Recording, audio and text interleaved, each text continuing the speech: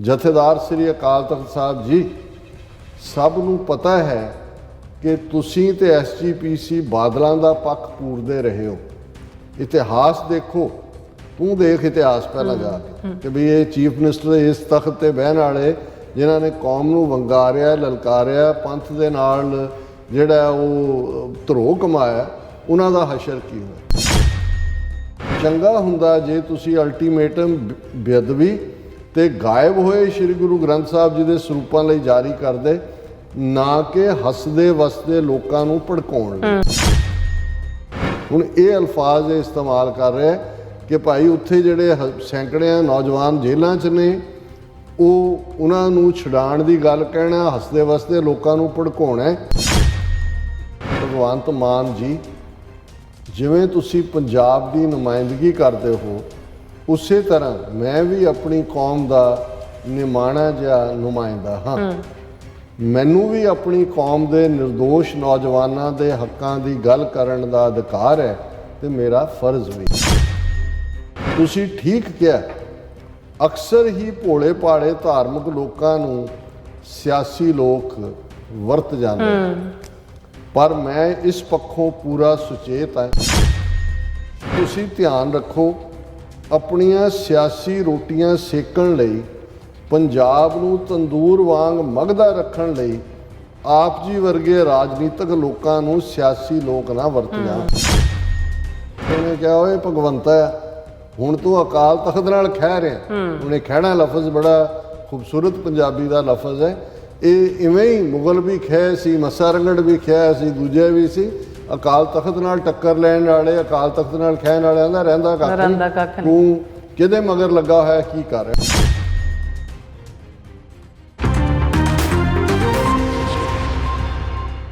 Welcome back on program. So viewers, Punjab ਦੇ chief minister ਦੀ ਗੱਲਬਾਤ ਕਰਨ ਜਾ ਰਹੇ ਹਾਂ ਕਿ ਤਾਕਤ ਦੇ ਨਸ਼ੇ ਵਿੱਚ ਚੂਰ ਪੰਜਾਬ ਦੇ ਸ਼ਰਾਬੀ ਮੁੱਖ ਮੰਤਰੀ ਭਗਵੰਤ ਮਾਨ ਵੱਲੋਂ ਅਕਾਲ ਤਖਤ ਸਾਹਿਬ ਤੇ ਹੋਏ ਪੰਥਕ ਇਕੱਠ ਤੋਂ ਬਾਅਦ ਅਕਾਲ ਤਖਤ ਸਾਹਿਬ ਦੇ ਐਕਟਿੰਗ ਜਥੇਦਾਰ ਗਿਆਨੀ ਹਰਪ੍ਰੀਤ ਸਿੰਘ ਵੱਲੋਂ ਦਿੱਤੇ ਅਲਟੀਮੇਟਮ ਦਾ ਜਿਹੜਾ ਮਜ਼ਾਕ ਹੈ ਉਹ ਉਡਾਇਆ ਗਿਆ ਹੈ। ਸੋ ਇੱਕ ਸ਼ਰਾਬ ਦਾ ਨਸ਼ਾ ਹੀ ਮਾਨ ਨਹੀਂ ਕਿ ਸਤਾ ਦੇ ਨਸ਼ੇ ਨੇ ਕੋਕਟਲ ਬਣਾ ਕੇ ਉਸ ਨੂੰ ਹਿੰਦੂਤਵੀ ਤਾਕਤਾਂ ਦਾ ਮੋਹਰਾ ਬਣਾ ਛੱਡਿਆ। ਸੋ ਇਸ ਬਾਰੇ ਆਪਾਂ ਗੱਲਬਾਤ ਕਰਨ ਜਾ ਰਹੇ ਹਾਂ। ਸੋ ਅਸੀਂ ਚਾਹਾਂਗੇ ਕਿ ਤੁਸੀਂ ਇਸੇ ਤਰ੍ਹਾਂ ਬਣੇ ਰਹਿਣਾ, ਦੇਖਣ ਸੁਣ ਲਈ ਐਂਡ ਲਿਖਣ ਲਈ ਤੁਹਾਡਾ ਸਭ ਦਾ ਬਹੁਤ ਬਹੁਤ ਧੰਨਵਾਦ ਜੀ। ਡਾਕਟਰ ਸਾਹਿਬ, ਕੀ ਕਹਿਣਾ ਚਾਹੋਗੇ?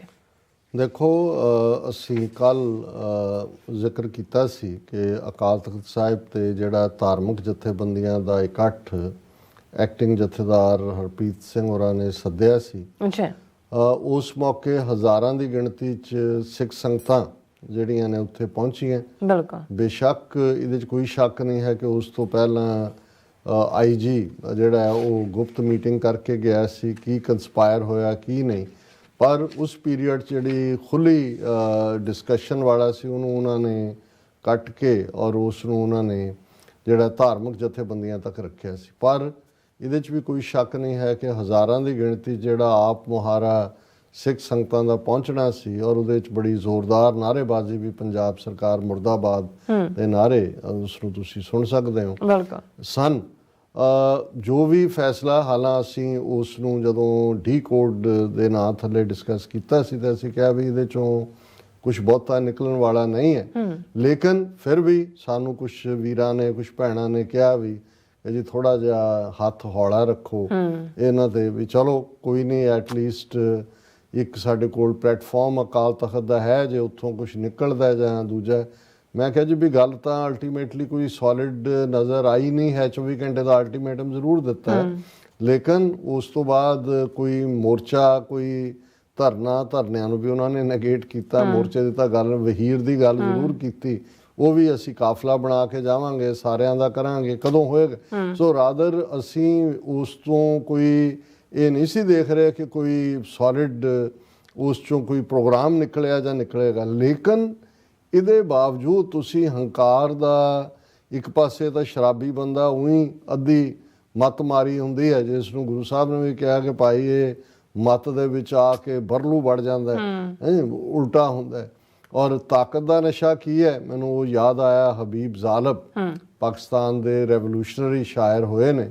ਹਾਲਾਂ ਉਹਨਾਂ ਦਾ ਸੰਬੰਧ ਡਿਸਟ੍ਰਿਕਟ ਹੁਸ਼ਿਆਰਪੁਰ ਨਾਲ ਸੀ 47 ਤੋਂ ਪਹਿਲਾਂ, ਬਾਅਦ 'ਚੋਂ ਲਾਹੌਰ ਗਏ ਔਰ ਉਹਨਾਂ ਨੇ ਬੜੇ ਬੇਖੌਫ ਕਿਸਮ ਦੇ ਸ਼ਾਇਰ, ਉਹਨਾਂ ਨੇ ਅਯੂਬ ਖਾਨ ਨੂੰ ਵੀ ਚੈਲੰਜ ਕੀਤਾ ਜਦੋਂ ਅਯੂਬ ਖਾਨ ਨੇ ਪਹਿਲਾ ਕਨਸਟੀਟਿਊਸ਼ਨ ਆਪਣੇ ਤਰੀਕੇ ਦਾ ਬਣਾਇਆ ਐਗਜ਼ਿਸਟਿੰਗ ਨੂੰ ਕਰਕੇ, ਤੇ ਉਸਨੇ ਜਿਹੜਾ ਹਬੀਬ ਜ਼ਾਲਮ ਨੇ ਜਿਹੜਾ ਲਾਹੌਰ ਦੇ ਜਲਸਿਆਂ 'ਚ ਪੜ੍ਹਿਆ ਹੁੰਦਾ ਸੀ ਕਿ ਭਾਈ ਮੈਂ ਇਹ ਜਿਹੜਾ ਤੇਰਾ ਦਸਤੂਰ ਹੈ, ਇਸ दस्तूर को सुबह बेनूर को मैं नहीं जानता, मैं नहीं मानता।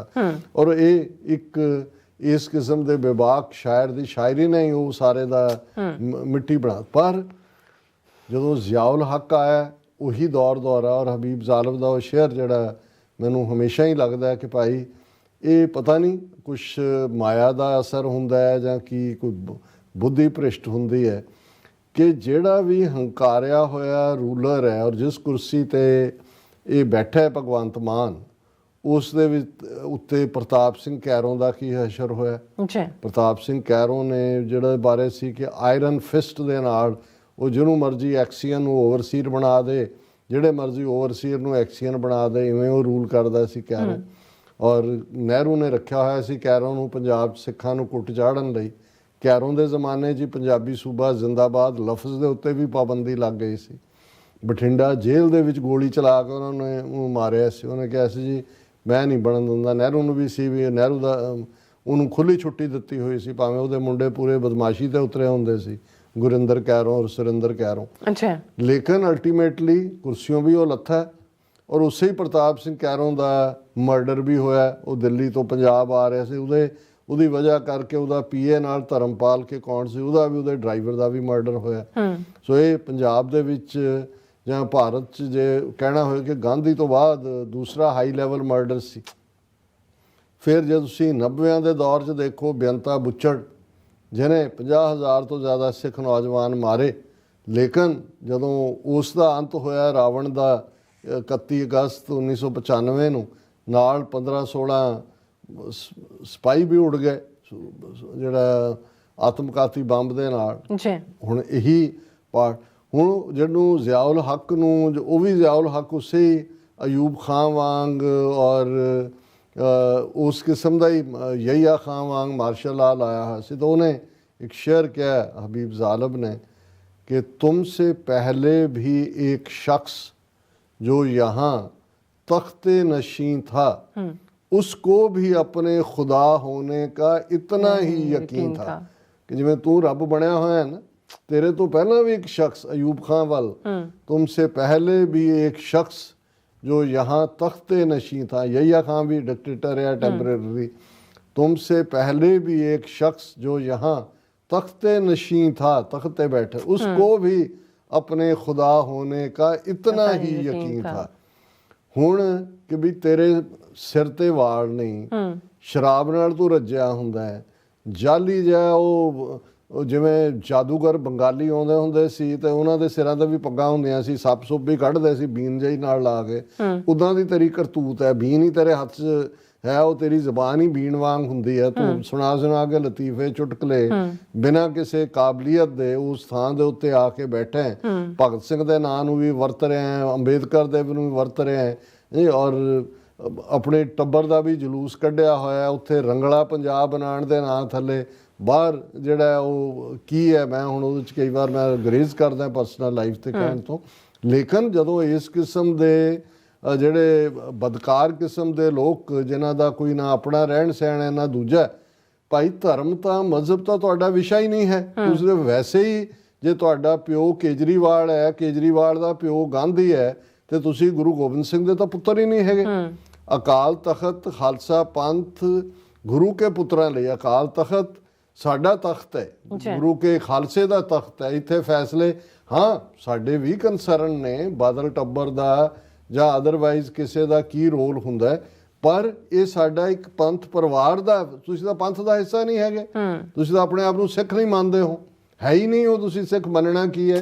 ਤੁਸੀਂ ਤਾਂ ਉਹ ਜਿਹੜੇ ਫਸਲੀ ਬਟੇਰੇ ਹੋ, ਕਦੇ ਇੱਧਰ ਵੜ ਗਏ ਕਦੇ ਉੱਧਰ ਵੜ ਗਏ, ਕਦੇ ਉਹ ਦਾੜੀ ਕੱਟਾ ਦੂਜਾ ਕਾਮਰੇਡ ਮਨਪ੍ਰੀਤ ਬਾਦਲ, ਉਹਦੇ ਨਾਲ ਇਹ ਹੁੰਦਾ ਸੀ ਕਿ ਜੀ ਪੀ ਪਾਰਟੀ ਬਣਾਈ, ਉਦੋਂ ਜਾ ਕੇ ਵੀ ਉਹੀ ਡਰਾਮੇਬਾਜ਼ੀ ਕੀਤੀ। ਹੁਣ ਇੱਧਰ ਆ ਗਿਆ, ਹੁਣ ਜਾ ਕੇ ਅਮਿਤ ਸ਼ਾਹ ਦੇ ਨਾਲ ਆੜੀ ਪਾਈ ਹੋਈ ਹੈ ਕਿ ਬਈ ਮੇਰੀ ਕੁਰਸੀ ਤੂੰ ਰਹਿਣ ਦੇ ਤੇ ਮੈਂ ਜਿਹੜਾ ਤੇਰਾ ਕਿਹਾ ਕੰਮ ਕਰਾਂਗਾ।